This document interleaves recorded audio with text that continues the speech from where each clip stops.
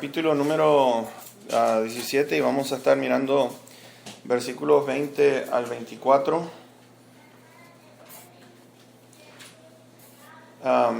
17 del 20 al 24.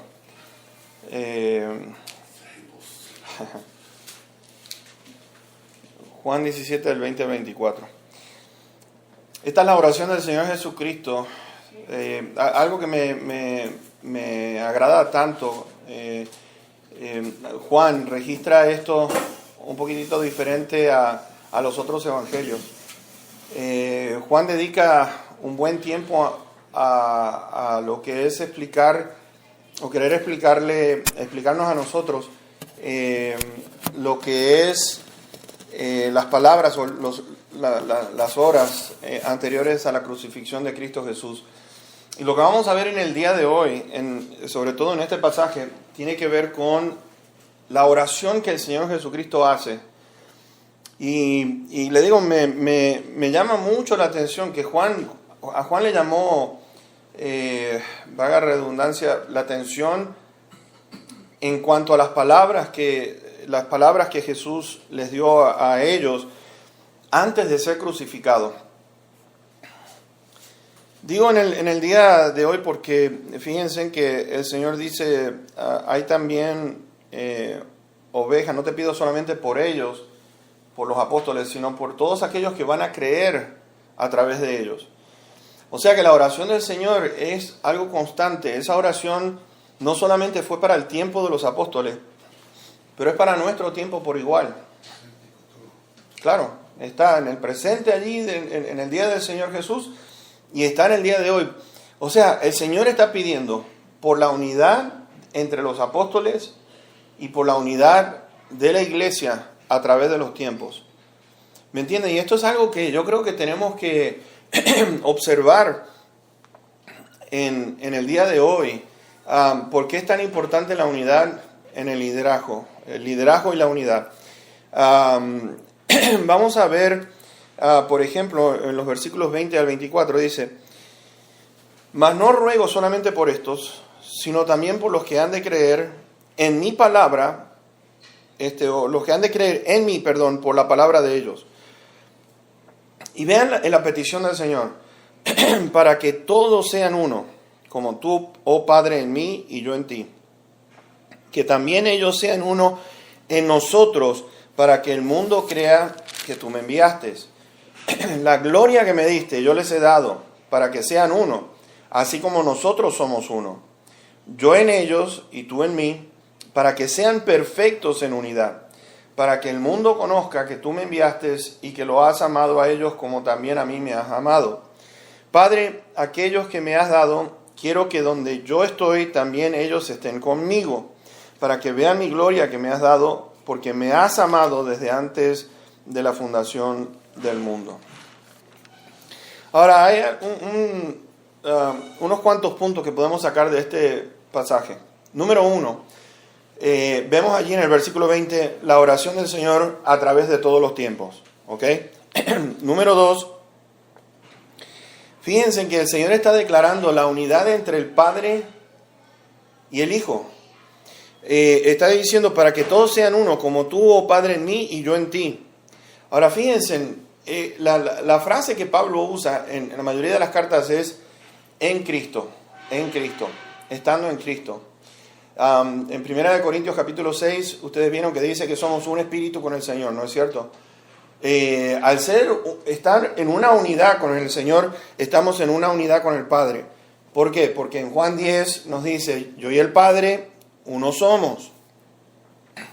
Entonces, vemos allí que el Señor, la iglesia está siendo incluida ¿en qué? Segundo punto, es que la iglesia está siendo incluida dentro de la unidad entre el Padre y el Hijo. Y esto es algo que nosotros tenemos que verdaderamente prestar atención, porque el deseo de nuestro Señor es esto: como el Padre trabaja en unidad con el Hijo y con su Santo Espíritu, entonces la iglesia tiene que entender que tiene que trabajar en unidad con el Padre, con el Hijo y con el Espíritu Santo. De que como somos uno con el Señor, vamos a ver que entonces en esa unidad, fíjense, el mundo dice allí en el versículo 21, para que el mundo crea que tú me enviaste. Ahora, esas son palabras bastante interesantes de notar, porque fíjense que el mundo va a creer en el Señor ¿a través de qué? A través de la unidad de su iglesia. Esto es algo increíble, que yo no sé cuántas veces habré leído este versículo, pero estoy prestando atención ahora en cuanto a lo que el Señor desea que nosotros sepamos. Versículo 22 vuelve a resaltar, fíjense, dice allí, para que sean uno, así como nosotros somos uno. Y esto es algo maravilloso. Yo en ellos y tú en mí, para que sean perfectos en unidad, para que el mundo conozca que tú me enviaste y que lo has amado a ellos como también a mí me has amado.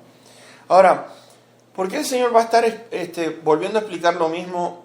Fíjense que lo dice en el versículo 21, para que el mundo crea que tú me enviaste. Versículo número 23, para que el mundo conozca que tú me enviaste, lo vuelve a repetir de nuevo.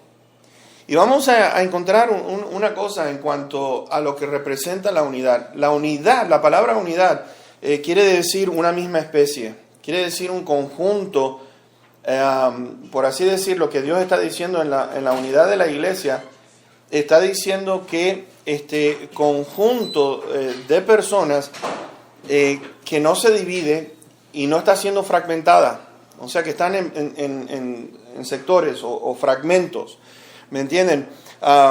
Lo cual también la palabra unidad nos quiere decir algo que están en conformidad. Y la palabra conformidad quiere decir conformados a una cosa o una semejanza. Y estamos conformados a la imagen de nuestro Señor Jesucristo, que es lo que Dios Padre desea para cada uno de nosotros. Al ser conformados o transformados en una cosa, en esa unidad, tenemos que entender que nuestra meta entonces es asemejarnos ¿a quién? A su Hijo. Estar en lo que es pensando de la manera que podemos, como pensó el Señor Jesús y cómo actuó el Señor Jesucristo. Por eso que el Señor le molestaba mucho que los apóstoles estuvieran discutiendo entre ellos quién era el mayor. Y dice que la palabra en el griego que usan allí, que estaban discutiendo, ¿qué discutían? Cuando el Señor les pregunta, ¿qué disputaban entre ustedes? Quiere decir que se trenzaron bien fuerte en palabras. Estaban bien disgustados el uno con el otro y estaban peleándose para ver quién iba a estar a la derecha y quién iba a estar a la izquierda. Y no se dieron cuenta que el llamado fue para 12, pero sin embargo entre esos 12 y con un grupito tan pequeño, fíjense que entre los 12 querían 2 resaltar de ver quién iba a estar a la derecha y quién iba a estar a la izquierda del Señor Jesucristo. Y el Señor les dijo, ¿saben qué? Si ustedes quieren realmente mantener la unidad, ustedes tienen que estar en la posición de servir en lugar de ser servidos. Como el Hijo no vino para ser servido, sino para servir. Entonces, cuando empezamos a mirar allí de que somos una misma especie, o sea, somos hijos del Padre, de que estamos viendo de que en la unidad es un conjunto que no se divide ni se fragmenta, vamos a ver 4 puntos, el por qué necesitamos mantener la unidad y por qué debemos nosotros, como líderes de una iglesia, como siervos de Dios, el mantener esa unidad. Y les voy a decir una cosa, mantener la unidad cuesta mucho, cuesta muchísimo, no es fácil. Hay una razón por la cual necesitamos tener esa unidad entre nosotros y por la cual debemos de pelear. ¿Por qué? Porque podemos lograr todas las metas, las podemos alcanzar si hay unión. Cuando hay desunión y cuando estamos fragmentados y cuando estamos divididos, mis hermanos, va a ser muy difícil que nosotros podamos lograr nuestro objetivo. No es nuestro objetivo. El objetivo del Señor es que vayan por todo el mundo, prediquen el Evangelio. El Señor está deseando de que todos estén alcanzando esa meta de poder hacer discípulos, de poder evangelizar. Cuando nosotros podemos alcanzar o vamos a poder lograr alcanzar las metas si estamos en unidad, el liderazgo y la unidad. Ahora, ¿por qué es tan importante? Número 1, en Juan 17, versículo 20 al 24 que acabamos de leer ahora, es que Jesús oró por ella. Jesús oró por la unidad. Es importante para Dios porque el Señor Jesucristo oró por nuestra unidad. ¿Sabes? Si es importante para el Señor, tiene que ser importante para nosotros también. ¿Me entienden? No podemos trabajar fragmentados, no podemos trabajar divididos. No hay manera que podamos salir adelante si estamos tratando de ver, por ejemplo, que el ministerio... porque yo he escuchado personas que dicen esto: esa iglesia marcha porque yo estoy ahí, si yo no llego a estar ahí, se va a pique. Yo he escuchado eso y me llama la atención que una persona se pueda atrever a decir una cosa así, porque la iglesia no está basada en una persona, el ministerio no está basado en una persona, está basado en un cuerpo que está funcionando junto, en conjunto. ¿Me entienden? Entonces, en la unidad podemos alcanzar las metas. En primer lugar, notamos de que Jesús oró por la unidad en la iglesia. Si es importante para Cristo, tiene que ser importante para nosotros. Lo segundo, yo quiero que vayamos a Efesios 4 y versículo número 3. La segunda razón por la cual nosotros debemos de mirar la importancia de la unidad y por qué es tan importante para el Señor es por esto. Efesios 4:3 dice esto: solícitos en guardar la unidad del Espíritu en el vínculo de la paz. Donde hay unidad, existe paz. Cuando estamos todos trabajando, es importante por esto, porque dentro de la unidad nos dice, le voy a decir una cosa, Jesús oró por la unidad. Segundo lugar, es un mandato. Pablo está diciendo, esto es un mandato, solícitos. Y solícito quiere decir, estén rápidos, atentos a que esto se esté cumpliendo dentro de la iglesia. Que estén observando este punto, porque, fíjense, dice la vocación con la cual fuimos llamados, dice Pablo allí en el versículo número 1. Con la vocación con la cual fueron llamados, dice, solícitos en guardar la unidad del Espíritu en el vínculo de la paz. Tercero, que yo quiero que ustedes noten, que es lo mismo que estábamos leyendo allí en Juan 17, pero ahora en Juan 13 y versículos 34 y 35, Juan 13, versículos 34 y 35, nos dice lo siguiente: un mandamiento nuevo les doy, que se amen unos a otros, como yo los he amado, que también se amen unos a otros. En esto conocerán todos que son mis discípulos, si tuvieren amor los unos con los otros. Fíjense, este es un mandato, es un testimonio al mundo. El mundo se va a dar cuenta en lo que respecta de que somos del Señor cuando existe unidad entre nosotros. Y fíjense que le dice, un mandamiento nuevo les doy, que se amen los unos a los otros. Ahora, no nos está dando opciones.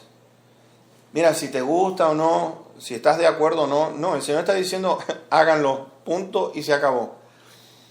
Ahora, yo no sé, pero hacer algo a la fuerza, a mí sinceramente no me gusta mucho, porque me gustaría que fuera natural, ¿no es cierto? Pero hay algo que tenemos que entender, y con esto no estoy diciendo que me estoy quejando de Dios, y le voy a explicar el porqué. Si es un mandato de Dios, es que hay una cosa que tenemos que entender. Como nosotros somos en unión con el Padre y con el Hijo y con el Espíritu Santo, entonces tenemos que entender una cosa. En nuestra unidad con el Padre, con el Hijo y con el Espíritu Santo, al ser conformados, el deseo de nuestro Padre es conformados a la imagen del Señor. Si Dios es amor, además entonces fluye naturalmente. De tal manera amó Dios, ¿a quién? Al mundo. ¿Y el mundo qué? Dice que el mundo está en enemistad con Dios. Sin embargo, más Dios muestra su amor para con nosotros, en que aún siendo pecadores, Cristo murió por nosotros. Entonces, te voy a decir una cosa. Ya no está a la fuerza, sino que estoy viendo la naturaleza de Dios, está saliendo naturalmente. ¿Me entienden lo que estoy tratando de decir? Ya no lo tomo como que a la fuerza yo tengo que querer a mi hermano. A la fuerza tengo que querer a aquellos que son malos, que son enemigos nuestros, que nos resisten. No es a la fuerza, sino que como Dios naturalmente está en el corazón de Él, entonces tiene que ser lo mismo conmigo. Nadie me está forzando. Como Dios es amor, entonces yo tengo que ir a la fuente que es el amor de nuestro Dios morando en nosotros.